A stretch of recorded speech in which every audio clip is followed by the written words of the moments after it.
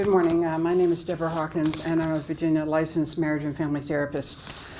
And I want to talk about our counseling standards of practice. Say that a counselor shall be, quote, able to justify all services rendered to clients as necessary and appropriate for diagnostic and therapeutic purposes.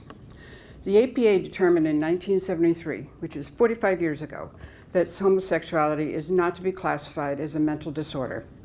Therefore, a professional counselor cannot diagnose nor treat homosexuality as a mental disorder. But homophobic attitudes have been institutionalized in nearly every aspect of our society, including social and religious circles. A strong desire to be like others and accepted may cause LGBTQ individuals and or their families to want to identify with the dominant culture or the religious community, free from discrimination and social devaluation.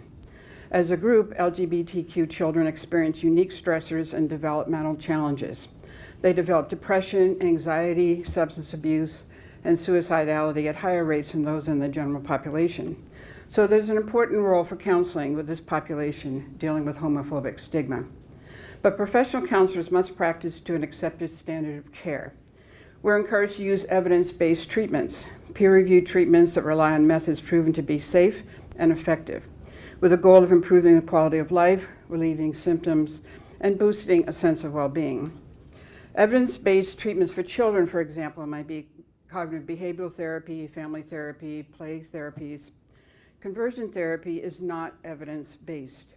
It isn't really therapy at all. It's total, unadulterated quackery, a painful process of humiliation and degradation that only brings shame, self-loathing, and despair. While contemporary versions are less shocking and extreme than those of the past, they're equally devoid of scientific validity and pose serious dangers, especially to minors. Would we allow a physician to similarly fraudulent treatment based on utterly debunked science? For example, would we support treating cancer by a regime of coffee enemas and vitamins? There's no evidence that efforts to alter sexual orientation or gender identity by CT talk therapy are effective, beneficial, or necessary.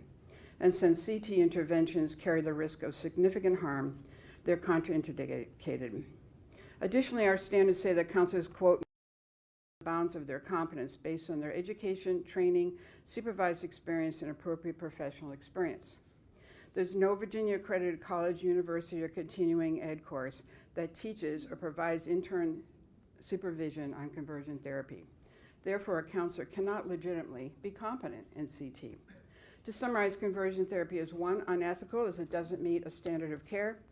2, no counselor could have received accredited training. And 3, it's a mental harmful quackery.